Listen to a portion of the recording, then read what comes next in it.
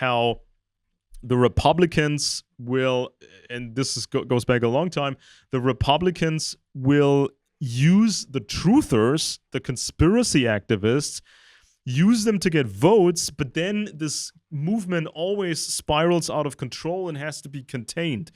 And then they're shelved for a period, and then they're being used again, then they have to be contained again. And this is like this up and down that we saw over many years. So, for example, in the Cold War, this was the John Birch Society. People still remember that. The Birchers, they had these multi-million copy best-selling books, and this was just before key elections. They would make these books into bestsellers, and so the Republicans, they got their votes in the elections, but then the JBS spiraled out of control. They started to accuse Eisenhower and these people, so then the Republicans, they put on the brakes, and the Birchers were then treated like dirty children. Ultimately, the John Birch Society lost its significance, and then when we go to the year 2015 or 2016, the Republicans again needed voters, and many conspiracy activists hated the party because of Bush and the war on terror, and they said that the Republicans are the major tool of the globalists and all that. So then the GOP pushes the conspiracy craze. Trump gets into the White House. The party gets what it wanted.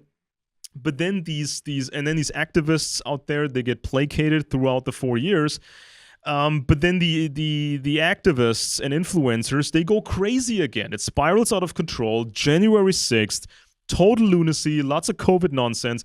And this makes these older Republicans, these super conservative Republicans, that makes them nervous because it's about biosecurity. It's about, the fight against Russia and all that. So you need to control the truthers.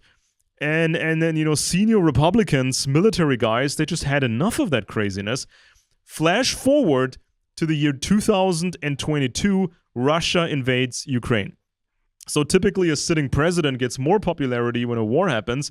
You could see how the Republicans, again, used conspiracy activism to damage the popularity of Biden. Spirals out of control again. Many people out there became obsessed with the Russian narratives about the war and in general. And now it's presidential election year. The Republicans, again, need the conspiracy activists for votes.